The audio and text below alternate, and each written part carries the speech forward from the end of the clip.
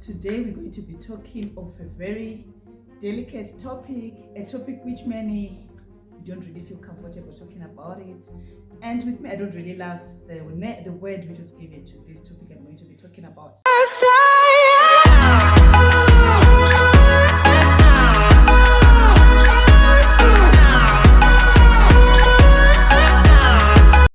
Hi everyone, this is Tari, and if you're new to my channel, I'm a financial literacy expert and I talk about all things money, how to take care of your money, how to be in charge of your money. So if you would want to know anything about money, taking care of your money and be in charge of your money, please be sure to like and subscribe so that you get notifications each time when I post videos, because I post videos every week. So don't forget to like and subscribe. So today we're going to be talking about black tax. But personally, if I were to give a different name to black tax, I would name it family allowance. But anyway, the name was given, it's black tax. So let's talk about this elephant in the room.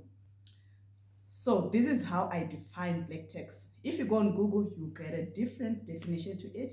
But in my own terms, I define black tax as like something we have to do as Africans to assist our families, because we kind of lagging behind when it comes to talking about economical terms because of colonization, because our great-grandparents didn't really know how to pass on the financial literacy knowledge to the next generation. So we kind of have to go through assisting our parents, our siblings, our extended families, so that we can catch up with the society. So personally, that's how I define black tax, but that is in my own terms and in my own understanding. And I understand that we all have different terms to it. I was just going through researching about black tax and understanding about it, but I'm going to talk about me, how I feel about black tax and how it is. So with me personally, I feel black tax is not bad. That's why I said that if I would give it a different name, I would call it a family allowance.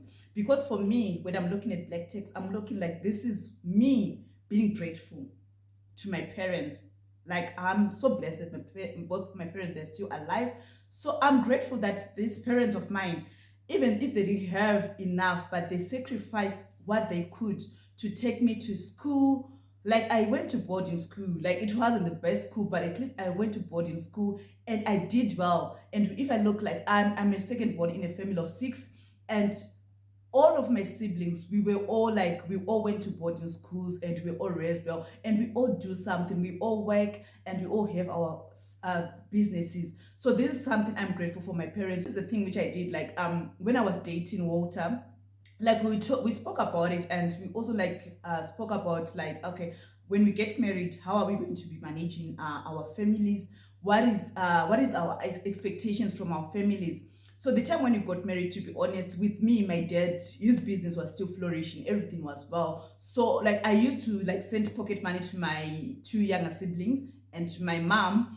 But it was more just like, okay, I just need to give them something. It's not like they wanted it, because that time when we got married, I don't want to lie, my dad's business was very flourishing, and also my younger brother's business was flourishing. Like, it was on its peak period and things were so good.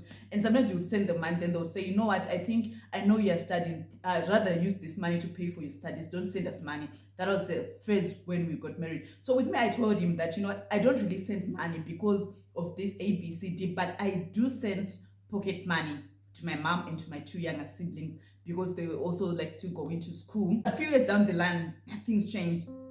My dad's business went down, and also my brother's business went down, and things were a bit tight. So on that, I went back to him and told him that, you know what, I know when we first dated, I told you that I don't really like kind of support my family because things were okay on their end, and also they were saying like, okay, instead of sending this money, don't, rather use it for your own personal things. But now things are difficult. Like, now they can't even afford to pay for my younger siblings school fees.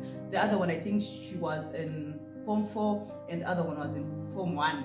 So we had to chip in. So I spoke to him that, you know what, now I need to chip in and assist, because things are tight back home. So I also spoke with my elder sister and my other brother, because like we are the first 3 elders and the other three younger ones.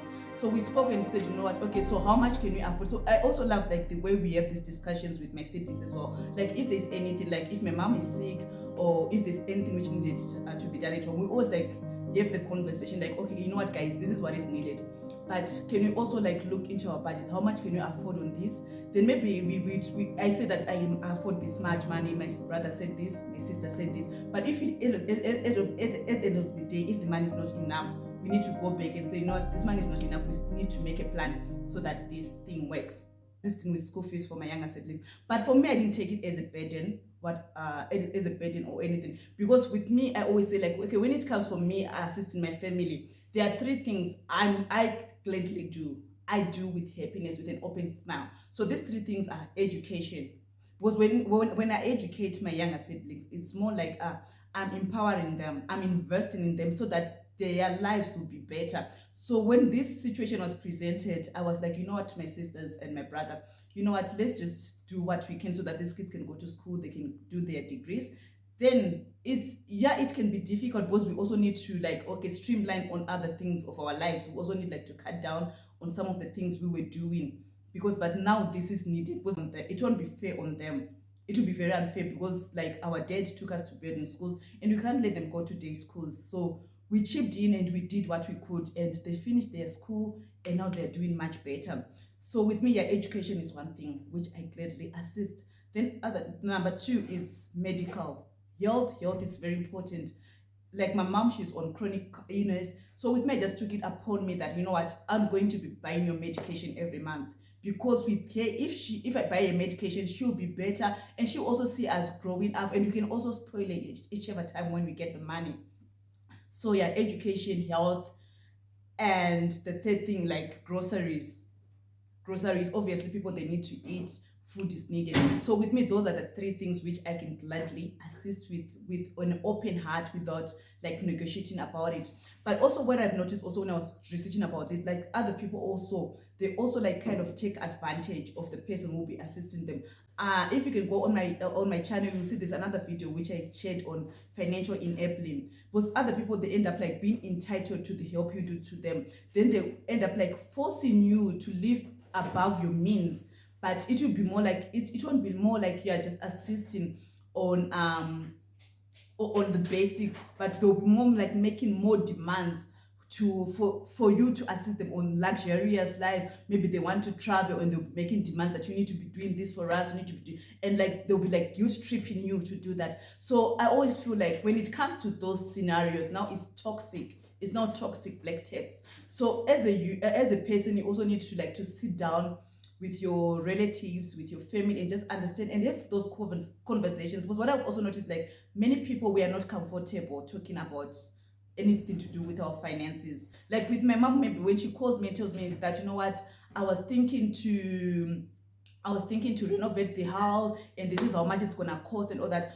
You know, I always tell her that, you know what, Mama, okay, let me come back to you. I need to speak with Walter first because I'm married and with our finances, we share them. So I can't just say yes to yeah without me communicating with my husband. And I also like always say to Walter that, you know, like this communication we have in between us, it's all good. But if you also like get the same from his family, you also said, okay, wait, can I speak with Tari first? Then we have a conversation and you see if you can afford it. So with me, I always tell my mom that, okay, I'll come back to you. Let me just first speak about it and see if you can afford it or not.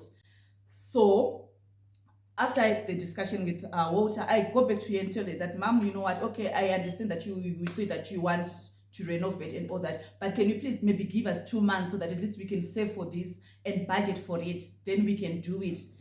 Or maybe I also go to my siblings and tell them that, you know what, Mama said this, she wants the house to be renovated. What can we do? What can we contribute? And if we are going to contribute as a family, how much are we going to contribute? What is our timeline? Then I go back to here. So I think it's also like having that thing, honest conversations with your family, and also telling that you know what, this is what I can afford, and now this is not the right timing because of A, B, C, D. But the moment when you are not able to have those honest conversations, many people, they end up going into debt because they just want to make other people happy. But on your end, are you happy? Are you happy? Is your mental state okay? Are you not like getting into bankruptcy because you just want to make the other people happy. So I think having honest conversations, or not also be able to talk about it without being ashamed or feeling like people that will judge me, it's also good. So for me, yeah, as I said, black text is not bad, but you also need to just to look at the people surrounding you, that are they not taking advantage, or is it not that like now that the end of toxic black text? Because if it's toxic, if it's not stressing you, that's going to affect your mental health, so that's not good.